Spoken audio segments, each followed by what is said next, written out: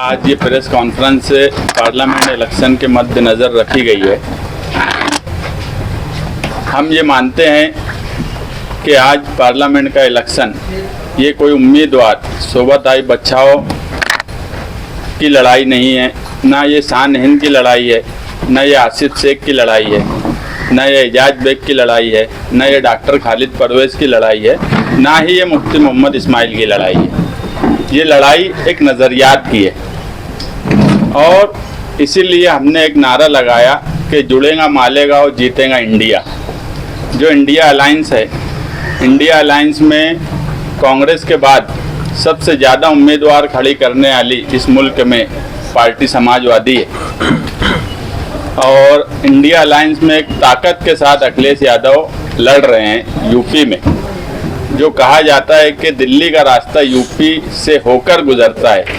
अगर मैं ये कहूँ कि सबसे मजबूती से आज मुल्क में अगर कोई लड़ाई लड़ रहा है मजबूती और समझदारी से, तो हमारे ऑल इंडिया के सदर अखिलेश यादव साहब हैं, जो फिरका परस्तों से डट कर लड़ रहे हैं और ये कोशिश है कि इस मर्तबा बीजेपी अलायंस को सत्ता से दूर रखा जाए।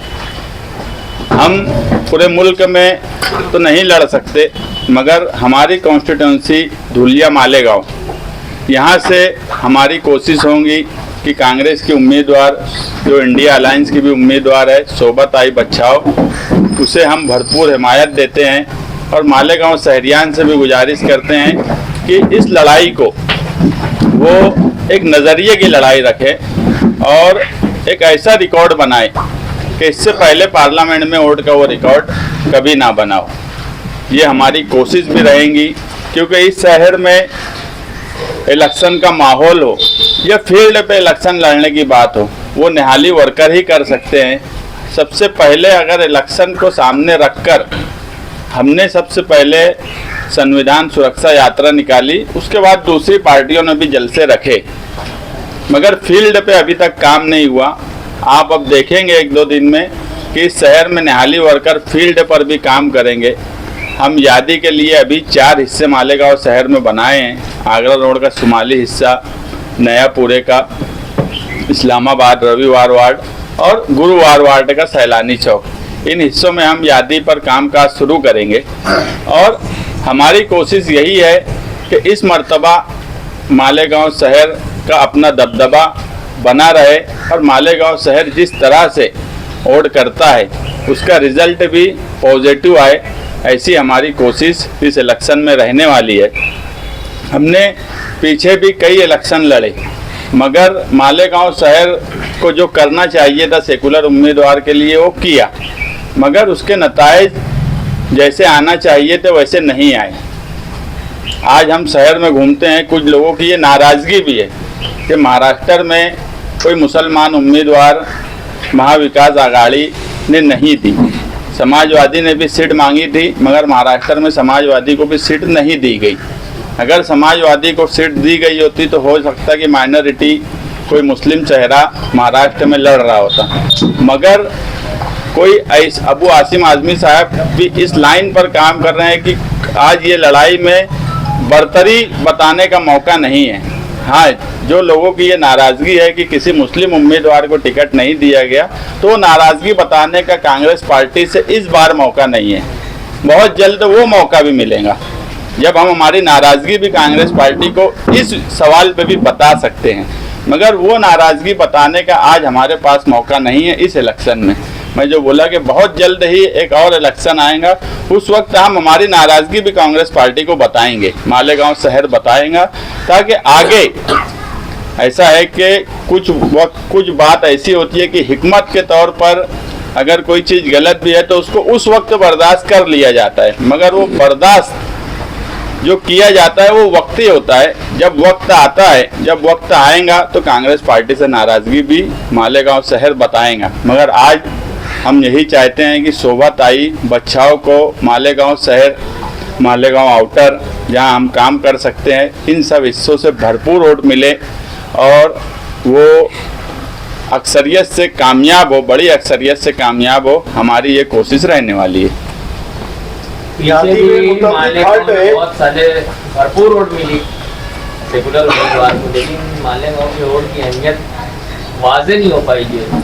हाँ, मैं तो ये बात माना, लेकिन इस मर्तबा इलेक्शन का कहीं ना कहीं माहौल अलग है। जो हिंदुस्तान भर से खबरें आ रही है और जो हमने भी आसपास के जो बीजेपी के उम्मीदवार हैं उनसे कहीं ना कहीं नाराज़गी है। आज मजहबी जो जुनून था, मैं ये तो नहीं कहता वो ख़त्म हो गया, मगर बहरहाल 2014 और 2019 वाला जुनून इस मर्तबा नहीं है। तो कहीं ना कहीं मौका है। हमारा काम जो है हमको वो ईमानदारी से करना है, वो हम करेंगे। और बाकी का उम्मीदवार जो है कांग्रेस पार्टी की, वो अपने तौर पे कोशिश कर रहे हैं। कल उनके शिशिर कोतवाल जो एमएलए हैं और उनके सौहर डॉक्टर बच्छाव और कुछ लोग ऑफिस पर आकर हमारे जिम्मेदारों से मुलाकात किए और उन्होंने जो दूसरे कॉन्स्टिट्यूंसी की जो रिपोर्ट बताई कि यार हम ये कोशिश कर रहे हैं, अगर उस तरह की उनकी कोशिश है तो रिजल्ट इंशाल्लाह अच्छा आएगा। इलेक्शन की यादी में बहुत ज़्यादा शिकायत है, क्या मनसूबाबंदी है? इलेक्शनी यादी में हमेशा शिकायत रहती। सबसे पहले तो बीएलओ जो है वो हमेशा कभी यादी या स्लिप नहीं बांट सकता। कल हमने सबसे पहली बात यही बोले कि उम्मीदवार फोटो वाली स्लिप जो है वो हमको दे और यादी दे, हम उस पर काम चालू करेंगे। मैं इसीलिए मेरे बोलने में ये बात बोला कि 4 प्रभाग हमने मालेगांव शहर में किए हैं, जो सेंटर होंगे, बाकी छोटे छोटे हिस्से महल्ले के बनेंगे, मगर अभी 4 सेंटर के हिस्से से हम यादी पर कामकाज शुरू करेंगे। ऐसा लगता है कि ये वोट तकसीम करेंगे या कुछ नुकसान पहुंचाएंगे? अरे देखो, मालेगांव शहर बहुत समझदार है और ख़ास तौर से सियासत में, तो मुझे नहीं लगता कि मालेगांव शहरियान को कुछ भी बताने की ज़रूरत है। कुछ बातें ऐसी होती है कि वो ऐसा लगता नहीं कि वोट कटवाए। मैं एक बात क्या बोला कि इससे पहले भी मालेगांव शहर में पार्टी के नाम से उम्मीदवार खड़े हुए, उनका रिजल्ट क्या है ये भी शहर के सामने है। और मालेगांव शहर सियासी तौर पे बहुत बेदार और समझदार शहर है, सबको समझता है कि कौन क्यों खड़ा है, कैसे खड़ा है, इसलिए उस पर बहुत ज़्यादा लोगों को बताने की ज़रूरत नहीं है। वक्त तो कम है, आप जरा ताकीद से है इसकी वजह ना, हम ताखिर से आए। सबसे पहले इस शहर में अगर ताखिर किसी से हो रही थी तो वो उम्मीदवार की तरफ से हो रही थी। हम सबसे पहले संविधान सुरक्षा रैली निकाले ताकि इलेक्शनी माहौल बने, एक मैसेज जाए। तो बाकी सब काम जो हम कर रहे, ताखिर का कोई सवाल ही नहीं है। हाँ, विकास की भी कोई बात हो रही है? हाँ, वो शान हिंद जो समाजवादी की सदर है, उन्होंने उनसे कुछ बातचीत की है मालेगांव के डेवलपमेंट के ताल्लुक से, वो अपनी बात बोलेंगे। जो है वो इलेक्शन इक़्तिदार पाने वाला इलेक्शन नहीं है। 2014 के बाद से जो हिंदुस्तान के हालात हुए और ये बात जो बोली जा रही है कि संविधान खतरे में है, हिंदुस्तान की सालमियत खतरे में, तो ये इलेक्शन जो है वो इक़्तिदार पाने वाला इलेक्शन नहीं है। ये इलेक्शन जो है ये सिक्योरिटी और सर्वाइव वाला इलेक्शन, अक़लियत को बचाने वाला इलेक्शन है कि वो अपने आप को महफूज रखे। इसलिए इस इलेक्शन में हम ज़्यादा ये मांग रखेंगे कि हम अक़लियत से कोई उम्मीदवार होना चाहिए था या कुछ ऐसा हमारे शहर के लिए बहुत ज़्यादा फ़ायदेमंद उम्मीदवार रहे, ऐसी उम्मीद माजी में भी नहीं की गई थी किसी और पार्टी से, ना मुझे लगता है कि अभी इस इलेक्शन में की जा रही है। लेकिन इसके साथ साथ जो हालात हैं, अक़लियत पे जो दबाव है, इसके साथ साथ हम लोगों ने मालेगांव शहर के लिए उनसे कुछ बातें की थी जिन पर उन्होंने हामी भरी उम्मीदवार ने। सबसे पहले ये कि मालेगांव शहर जो है वो सनत से जुड़ा हुआ, सनत पार्चा बाफी से जुड़ा हुआ है।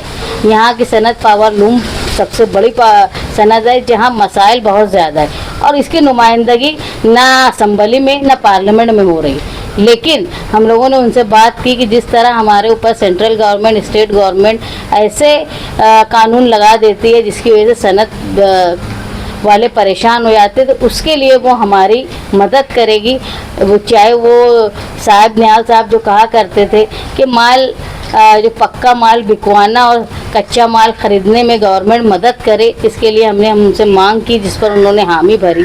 दूसरा ये कि पावर, इलेक्ट्रिसिटी सप्लाई, जिसकी वजह से पूरा शहर परेशान है, यहाँ तक कि कमर्शियल से लेके डोमेस्टिक पावर सार्फिन भी परेशान है। तो उनके लिए हमने ये कहा कि जो प्राइवेट कंपनी की दबाव है लोगों पर, जिस तरह वो बोलते हैं कि मीटर बदल दो, केस बना लेते, उनका मीटर चेक करने की वैलिडिटी कुछ नहीं होती कि वो किस, और बिल बहुत ज़्यादा आता है। ये सारी चीज़ों पर वो रहनुमाई करे मालेगांव शहर की, और मालेगांव शहर को एक ऐसी नुमाइंदगी दे जिसकी वजह से हम कंपनी के सामने तेज़ी से बोल सके, क्योंकि हमारी नुमाइंदगी असम्बली में बिल्कुल कमज़ोर रही, ना के बराबर रही। उसके बाद मालेगांव शहर में तालीमी जो अदारे हैं उनमें बहुत सारी ऐसी डिग्रियां हैं जो नहीं होने की वजह से लोग नदी के उस पार या शहर हिंदुस्तान के या महाराष्ट्र के दूसरे शहरों में तालीम हासिल करने तालिब इल्म जाते हैं। इसके ताल्लुक से उनसे कहा गया कि आप हमको मदद करेंगे कि मालेगांव शहर में तालीमी अदारे अपना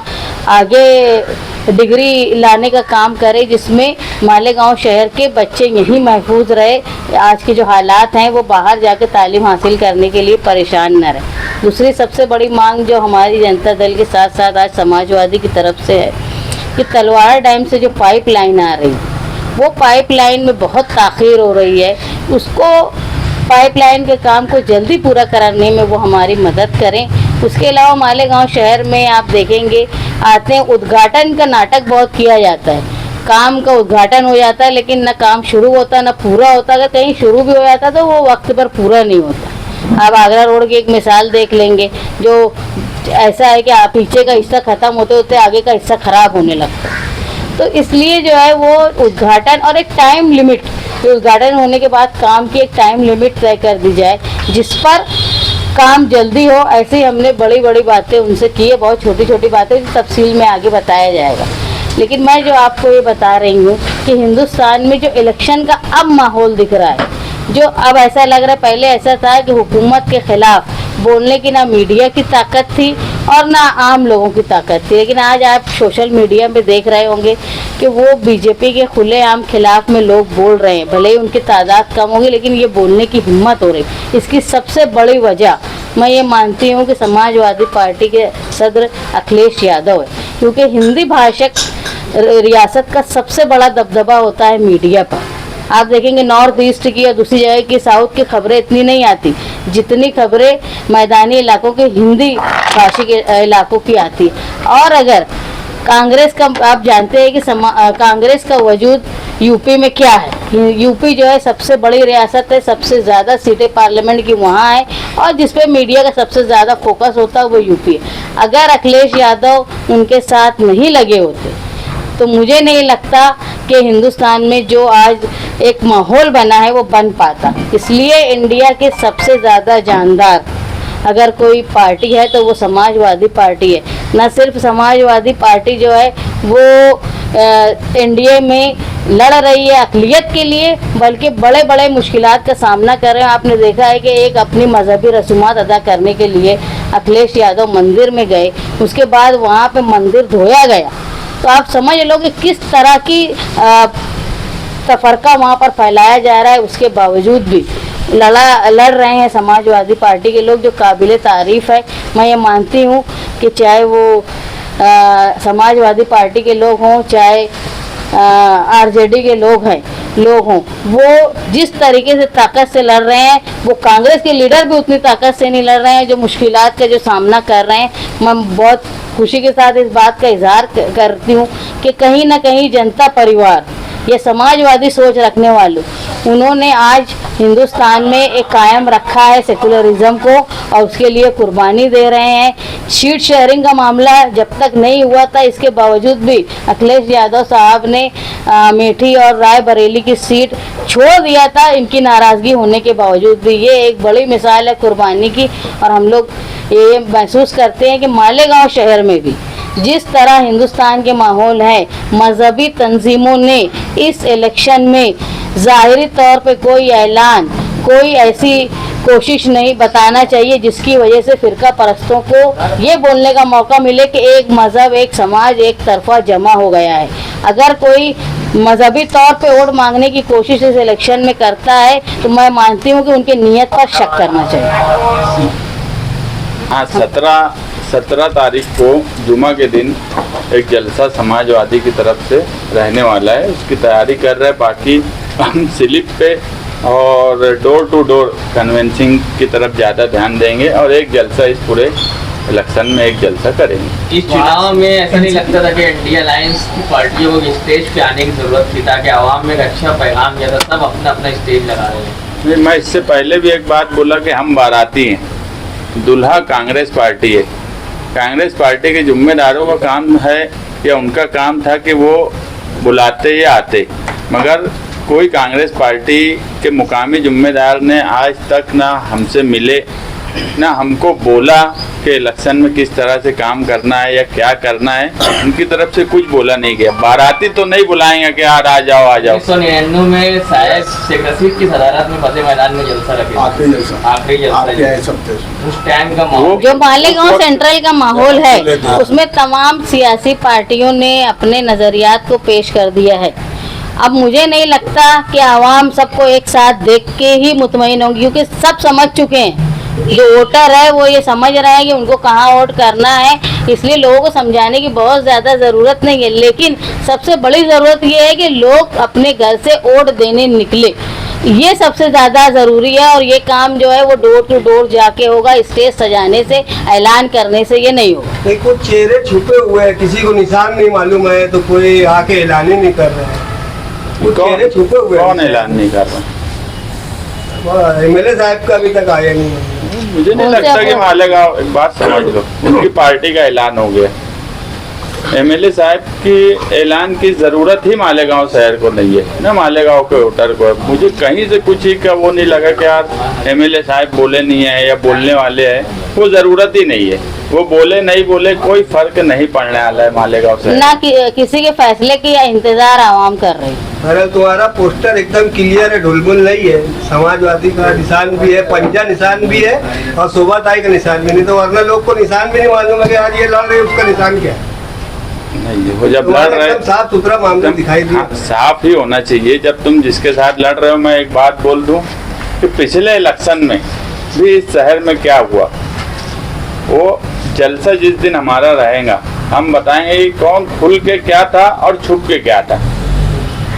हो सकता है वो लोग हमारे साथ में हो पिछली बार, मगर उस वक्त क्या किया गया था पार्लियामेंट के इलेक्शन में ये भी मुझे मालूम है। उस जलसे में हम वो भी बताएंगे। हम भी देख रहे हैं कि 8-10 दिन में क्या होता, क्योंकि मैं बोला है कि कुछ मामले में जहां पर मालेगांव शहर के तमाम ही सियासी लीडरान की सोच खत्म होती, एक सियासी लीडर वहां से सोचना शुरू करता।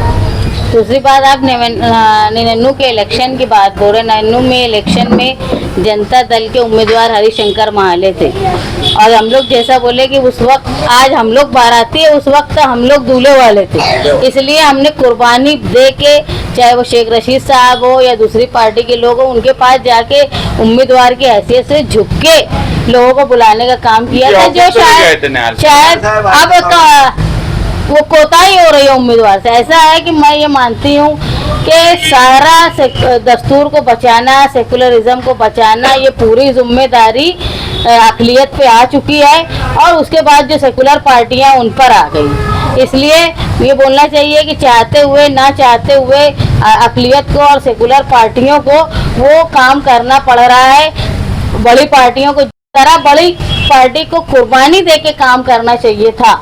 वो काम न पिछले 4 स्टेट के असेंबली इलेक्शन में कांग्रेस ने किया और ना वो अभी करते हुए दिखी। मैं आपको बोल रही हूँ कि सेकुलरिज्म बचाने के जो बड़े 2 लोग हैं, बड़ी 2 स्टेट यूपी और बिहार, वहाँ सबसे बड़ा काम करने वाले अखिलेश यादव और लालू प्रसाद यादव की फैमिली है। वो लोग अपनी पार्टी की तरफ से, यहाँ तक कि आप देखेंगे पिछले दिनों ईडी की उनके ऊपर इंक्वायरी हुई, जो आरजेडी के लोग हैं, उनके बाद तेजस्वी प्रताप की बीवी को हमला, खातून को 4-5 घंटे पुलिस ने बैठा के रखे, ईडी की पुलिस ने। वो उसमें तबीयत खराब हुई, लेकिन उसके बावजूद भी उनकी जो एक नियत थी सेकुलरिज्म को कायम रखने की, वो उन्होंने कायम रखा। इसलिए मैं ये मानती हूँ कि समाजवादी सोच वाले और जनता परिवार के लोग ही हिंदुस्तान में बीजेपी को ख़त्म करने का काम कर रहे हैं। बाकी सब तो अपना इक़्तिदार ख़त्म हो गया, उसको दोबारा लाने का काम कर रहे हैं। होने वाला उसमें कोई ऐसा मतलब नहीं रहेगा जो कि आपने नाम दिया। मुझे नहीं मालूम है स्थिति का। नहीं कोई, ठीक है ना, इलेक्शन के टाइम तो